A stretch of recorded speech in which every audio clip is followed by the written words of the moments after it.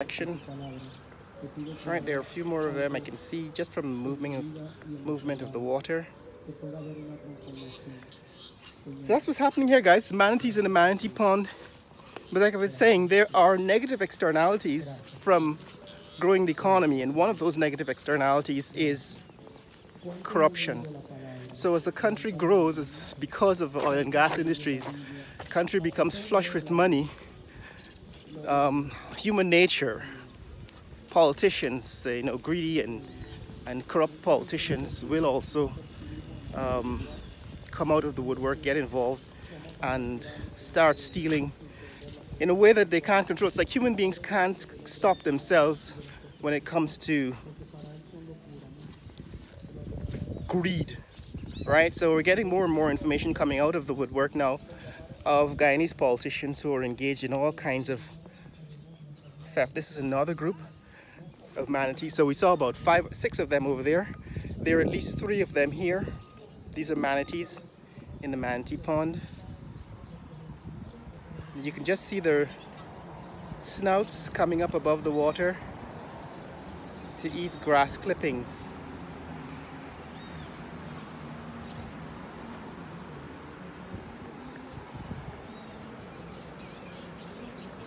So yeah, what we're getting now is more detailed information coming out of the woodwork.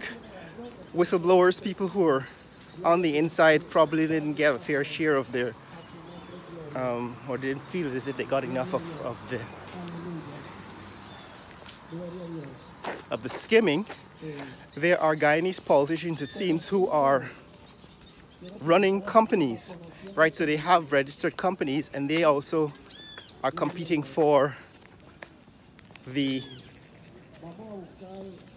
contracts, government contracts for building roads, constructing roads, and clearing land, and constructing residential houses and so on. So that is coming out of recent disclosures by people on the inside, whistleblowers, so to speak. So corruption is not only in the form of state capture, right? It's not only in the form of state capture, which I described in the previous video. Corruption is also quite blatant. You have one politician who has several businesses registered in his name, and he gets contracts, government contracts on the order of billions of dollars, quite apart from the procurement system. So these guys are not only getting paid their government salary as a member of parliament and as a minister of the government, but they're also getting contracts, government contracts, under businesses that they own and they register. So it's no wonder that the US government is getting involved. And like I said, one of the negative externalities of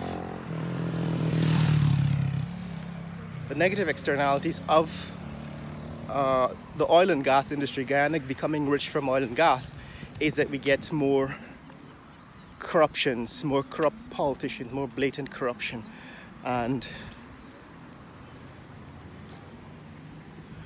this is what is called the Dutch disease. I was explaining to someone recently that when they talk about the Dutch disease and the resource curse, it is made to sound as if it is some kind of magic, right? You get oil, you get an oil industry, and somehow magically you get cursed. It's not really a curse.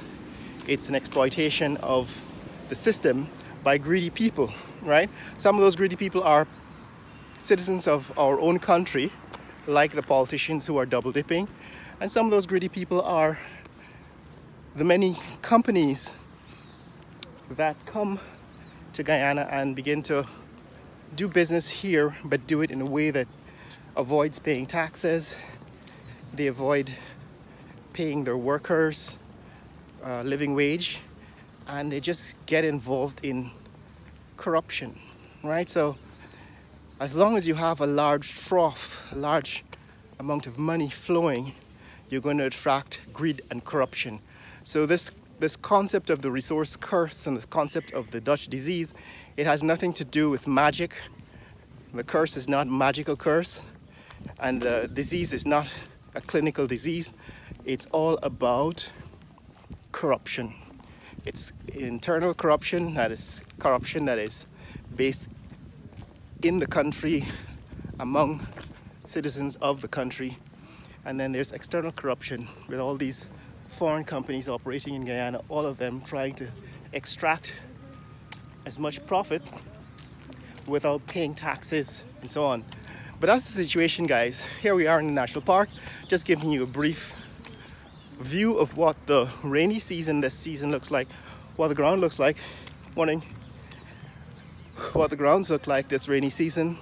I've actually shown in previous videos how the floods affect the national park. If you want to go see, I think in a previous video last year or the year before, I probably posted a video of the national park under flood. But this season we haven't had as much rain, and in this video I just wanted to give you a little bit of a view of what it looks like when it's raining, when it's flooded. But we haven't really seen as much rain, although we've had rain for like the past 8 hours. That is overnight. A lot of rain fell. Either the drainage system has improved, or it's just not enough to create major floods. So guys, that's what's happening here in Georgetown, Guyana, here in the national park. And in summary, what's happening with the country in terms of tremors, earth tremors, oil and gas.